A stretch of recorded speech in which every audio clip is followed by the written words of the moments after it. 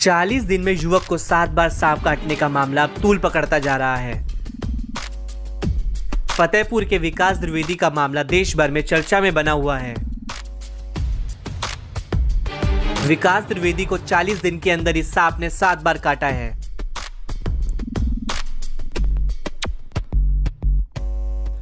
हालांकि विकास द्विवेदी हर बार इलाज के बाद ठीक हो जा रहा है, लेकिन अब विकास ने दावा किया है कि 9वीं बार सांप काटेगा और कोई बचा नहीं पाएगा। 2 जून को पहली बार सांप ने काटा जब मैं अपने बिस्तर बिछा रहा था। इसके बाद में शनिवार संडे लगातार बाइट कर रहा है मेरे ऊपर। और तीसरी बार तो हमें ऐसा सपना आया था रात में कि हम आपको 9 बार काटेंगे।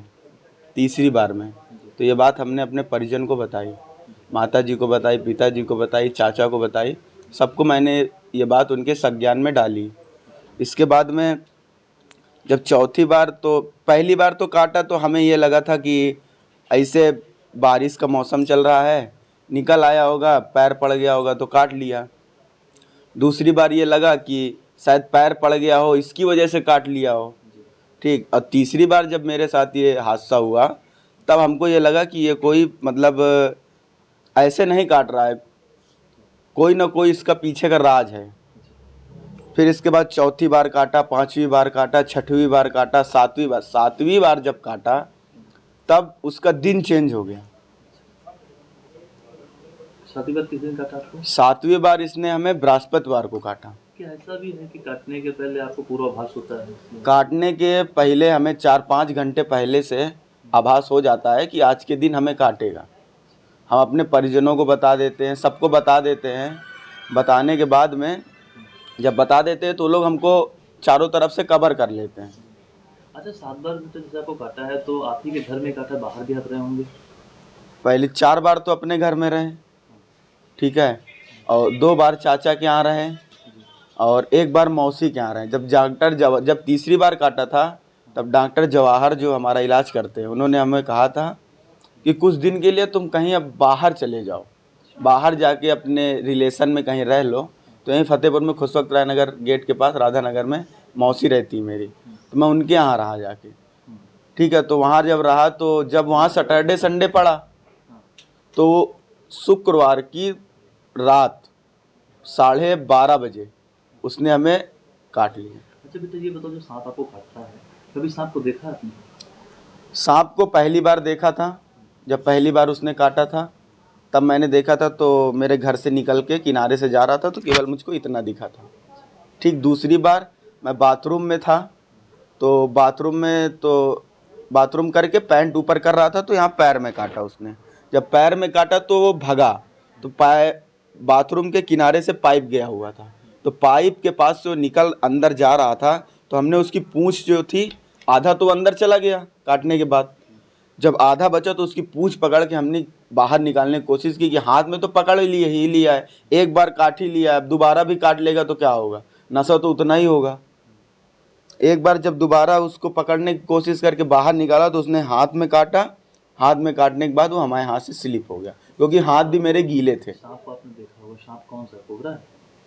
भैया अब हम सांप के बारे में आज तक कभी मैंने सांप तो देखा नहीं। ये है कि ब्लैक कलर का सांप था, लगभग इतना बड़ा था। ये बात जो आपसे कहता है कि मैं इतने बार काटूंगा, ये क्या कैसे कहता है? सपने में कहता है? सपने में मुझको खुद बताया कि तीसरी बार में ही बोल दिया था कि 9 बार काटेंगे, ठीक है। 9वीं बार हम आपको अपने साथ में ले जाएंगे। कोई भी आपको, ना डॉक्टर, ना तांत्रिक, ना महाराज, ना पंडित, कोई भी आपको मौलाना तक नहीं बचा सकता है।